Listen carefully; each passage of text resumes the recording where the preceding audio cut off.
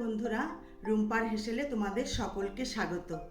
আজ আমি আবার চলে এসেছি নতুন একটি খুব সুস্বাদু রেসিপি নিয়ে।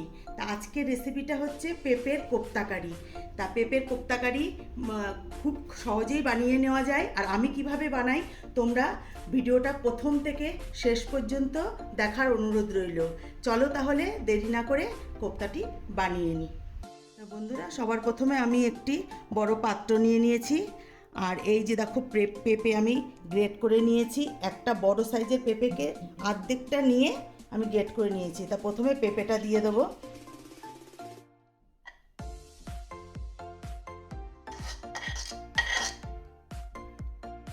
এবার দিয়ে দেবো এর মধ্যে বেটে রাখা ছোলার ডাল। আগের দিন রাত্রে আমি ভিজিয়ে রেখেছিলাম, তারপরে পিষে নিয়েছি। এর মধ্যে 4টে কাঁচা লঙ্কা দিয়ে আমি পিষেছি, আর এক টুকরো আদা।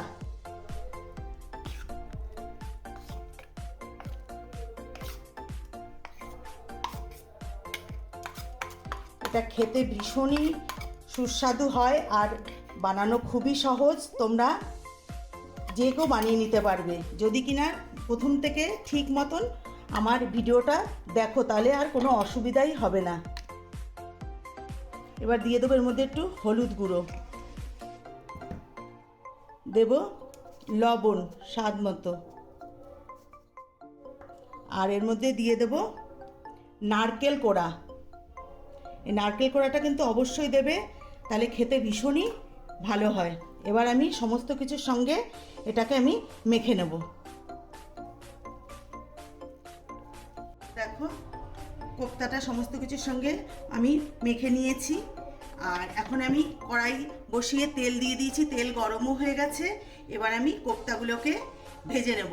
আর একটা কথা বলি, আমার বাইরে একটা প্রোগ্রাম চলছে, তার জন্য একটু আওয়াজ আসছে, এটা তোমরা একটু অ্যাডজাস্ট করে নিও।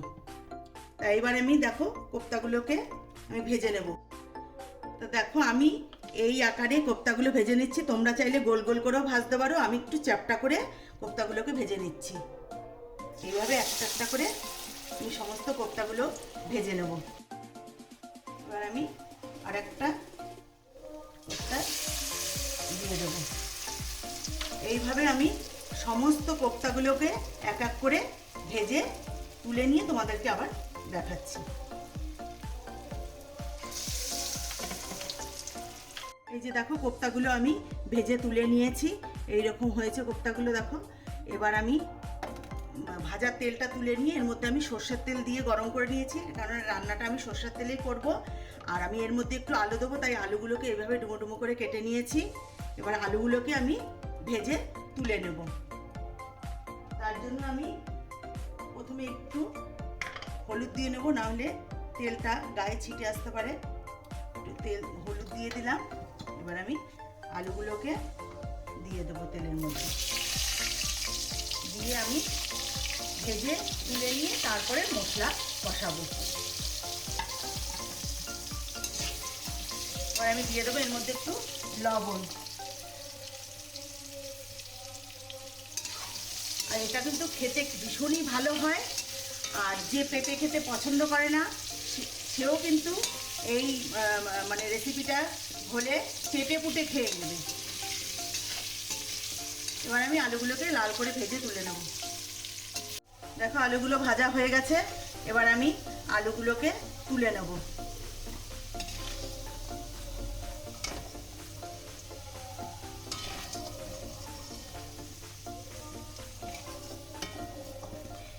এবার আমি এই তেলের মধ্যে আমি ফোড়ন দিয়ে দেব। ফোড়নের জন্য দিচ্ছি 2টো তেজপাতা, 2টো শুকনো লঙ্কা, গোটা জিরে, একটা এলাচ, এক টুকরো দারচিনি, আর একটা লবঙ্গ।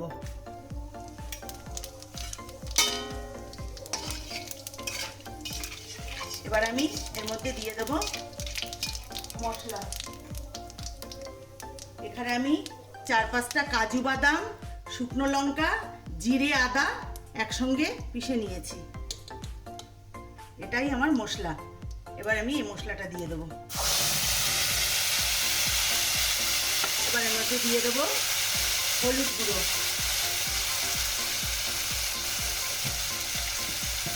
দেবো লবণ, স্বাদ অনুযায়ী। এবার এটাকে ভালো করে কষাবো আর এর মধ্যে দিয়ে দেবো আমি কেটে রাখা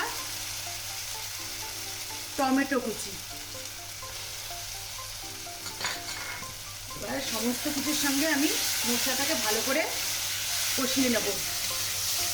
মশলা আমার কষানো হয়ে গেছে, মশলা থেকে তেল ছেড়ে দিয়েছে।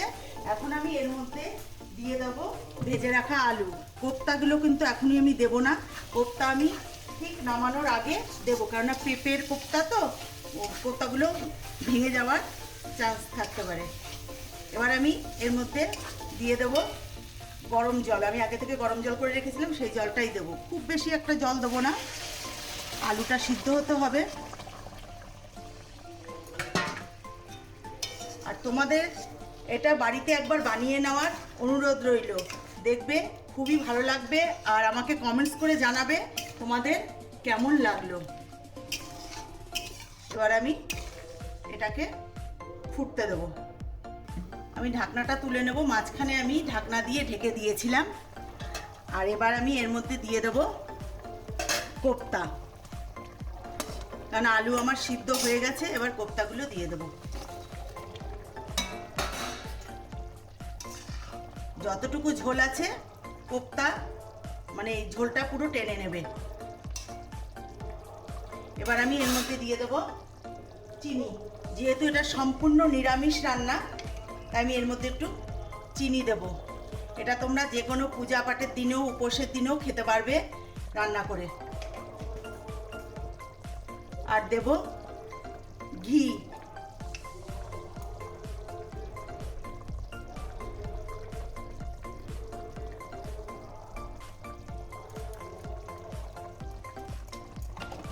এবার একটু নাড়াচাড়া দিয়ে আমি গরম মশলা দিয়ে দেবো। এবার আমি এর মধ্যে দেব গুঁড়ো করে রাখা গরম মশলা। আর আমার এই রেসিপিটি যদি তোমাদের ভালো লেগে থাকে তাহলে প্রচুর পরিমাণে শেয়ার করো, লাইক করো, কমেন্টস করো। আর আমার চ্যানেলটিকে অবশ্যই তোমরা সাবস্ক্রাইব করো। আর আমার যারা ফেসবুক থেকে দেখছো তারা ফেসবুকের পেজটিকে ফলো করে নিও, লাইক করে দিও।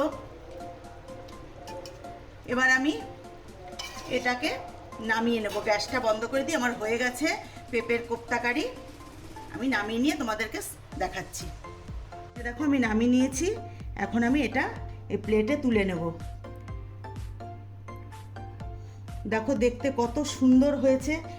দেখতে যতটা সুন্দর, খেতে কিন্তু এর থেকেও বেশি সুস্বাদু। তাই তোমরা অবশ্যই এটা একবার বাড়িতে ট্রাই করবে। আর আমার চ্যানেলটিকে আমি আবারও বলছি, তোমরা অবশ্যই আমার চ্যানেলটিকে সাবস্ক্রাইব করে দিও।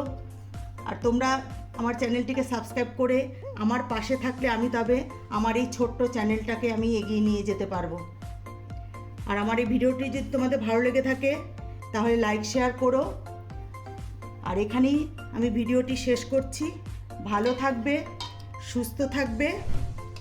নমস্কার।